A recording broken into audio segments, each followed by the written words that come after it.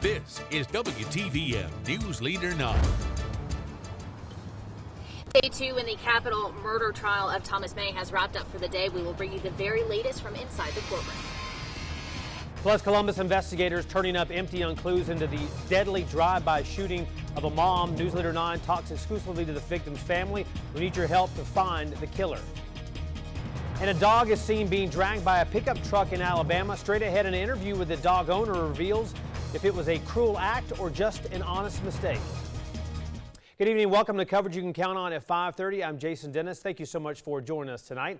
Our top story, the second day in the trial of accused Southern Union shooter Thomas May has wrapped up early today in Lee County. May is accused of shooting and killing one and injuring 3 others on campus back in April of 2011. News Leader 9's Annie Hubble has been in court all day long. She joins us now live outside the Lee County Justice Center with the very latest on what happened today in court. Annie? Well, that's right. Good afternoon, Jason. The first half of today, the state called witnesses to the stand who explained how Brenda Watson, Thomas May's former mother-in-law, died at the scene after attempts of resuscitation failed to save her life. The state also called forensic specialists from Montgomery who explained the extent of her 5 bullet wounds she suffered on April 6, 2011. Now, this afternoon, the state brought several detectives from the city of Opelika to the stand. Detective Kyle Burdett was one of the investigators at the scene after Thomas May returned to Southern Union's campus that evening after the shooting took place. Burdett recovered evidence from the Jeep May was driving, including 3 knives, a pair of binoculars, a suitcase, 11 9mm shell casings, and the restraining order one of the victims and then May's estranged wife, Beth Mitchell, filed just 5 days prior to the shooting. Now, other detectives described the scene at Southern Union that afternoon as complete chaos and that other lives could have been at risk. Now, court will resume tomorrow at 9 a.m. and we will be there to bring you the very latest. For now, reporting live from the Lee County Justice Center, Annie Hubble, WTVM News Leader 9. All right, thank you for that update, Annie. Meantime, a Columbus family makes a plea to the community to help find a killer. It's been nearly 2 months since a Columbus mother was gunned down in a drive-by shooting. In an interview you will only see here on News Leader 9, the victim's family, desperate for justice, speaks to our Brittany Dion. Well, every day is hard.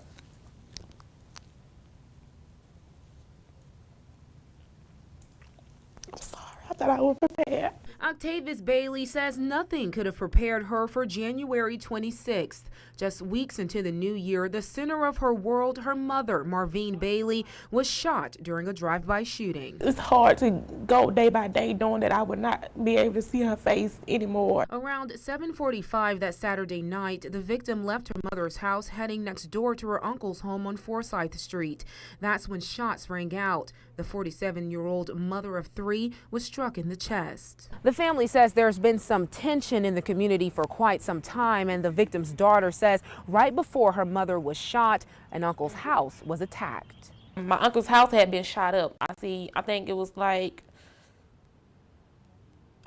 that Monday. The victim's family says police have had very few answers to give them. We're not trying to, spoil the investigation or anything, but we just want to know that something is happening. Lieutenant Greg Touchberry with the Columbus Police Homicide Unit says they have not forgotten about Bailey. He says they have served several search warrants and interviewed people in the community with very little cooperation. Still, he says they are very close to making an arrest in this case. My family, we just want to know, we just want closure and some answers.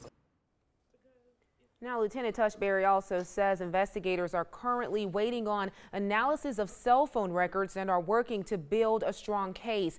Now, the victim's daughter dropped a bomb on me during our interview. She says she knows who shot and killed her mother. Hear all about it on the news at 6.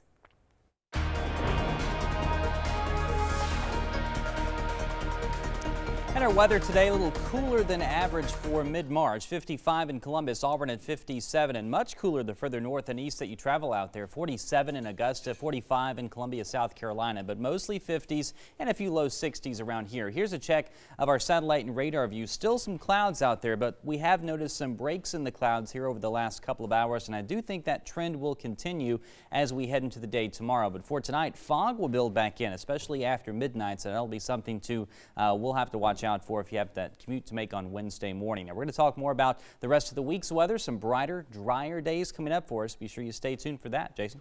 We will do. All right, thanks very much, Derek. Visitation services for the former president of Callaway Gardens is getting ready to begin. From now until 7:30 this evening, services for Howard Bo Callaway will be going on at Christ the King Church in Pine Mountain, Georgia. Callaway's funeral is set for tomorrow at the same church at noon. Wednesday has also been proclaimed as Howard Bo Callaway Day by Georgia Governor Nathan Deal. All new at 5:30, an Alabama dog owner pleads her case after her dog was seen being dragged behind a pickup truck. Raycom News reporter Sarah Navoy spoke with the owner, who says this is not a case of animal cruelty, but an honest mistake. This is at the vet, them feeding her.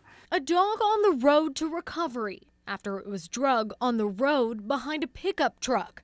It's a sight that had many people calling the sheriff's office, a sight many people call cruel. But Janet Hunter says that photo haunts her dreams. Because it wasn't animal cruelty. It was an honest mistake. Hunter says her dog was on a leash tied to the pickup to keep her from running away. The dog went to sleep under the truck. Normally she would have come around, and wagging her tail, but she didn't. Hunter says her boyfriend got in the car and drove away and didn't see the dog. After driving less than a mile, she says he realized what happened and pulled over. And next thing I know, he comes back. The dog's in the front seat of the truck. She's bleeding. He carries her in. The owner was distraught when he brought her in. There was a lot of blood involved, but they actually were not as serious as you may think that they would be. Veterinarian Connor Sindel says the dog will bounce back completely, but the owners worry they may not. The investigator told me straight up that he thinks that I'm lying to him, and that he thinks this is an animal cruelty case, but it's not. I swear on all four of my children's lives and my grandbaby, this was an accident. This was an accident. The Madison County Sheriff's Office near Huntsville, Alabama, says they are still looking into this case. Passengers who survived an awful bus crash in Virginia are recovering at home tonight. Passengers finally arrived in Metro Atlanta around 5:45 this morning to the hugs and sobs of family members. 54 people in all were on that Princess Tours bus heading from New York to Doraville when it flipped on its side on a snowy Virginia interstate on Monday. People on that bus say everything was just a disaster. I cried. We had the bus driver had to come out, talk to us, prep us. Everybody was crying to get back on the bus. Who wants to do that again? Passengers say the driver was speeding. That driver, Keelong Keo, is now charged with reckless driving. Fort Benning personnel are taking part in an all-day training exercise designed to test emergency responses. Several scenarios were played out and responders are observed. The first scenario was an active shooter and hostage situation at Sandy Hill. Then a car fire with multiple victims at Harmony Church. In the third, a disgruntled parent at White Elementary School. Lieutenant Colonel Jason Czar says the exercise has been very effective. There are a number of scenarios ongoing today. It's to test our force protection, strength and weaknesses. The exercise is going well. We've been able to identify definitely the shortcomings within the organization, and that gives us something to work on throughout the year. Today was the first time all the gates at Fort Benning were shut down for this exercise. This was done so that in case multiple situations were to erupt on post, first responders could contain and manage the situations at hand. Public affairs officials are also being tested on their ability to collect and update the public and the media with prominent information. Coming up on News Leader 9 at 5:30, acupuncture has its benefits in reducing pain, but now doctors want to see what effects it could have on breast cancer patients. And later, hear from a woman who witnessed a man set on fire after a news helicopter crashed into the streets below in Seattle.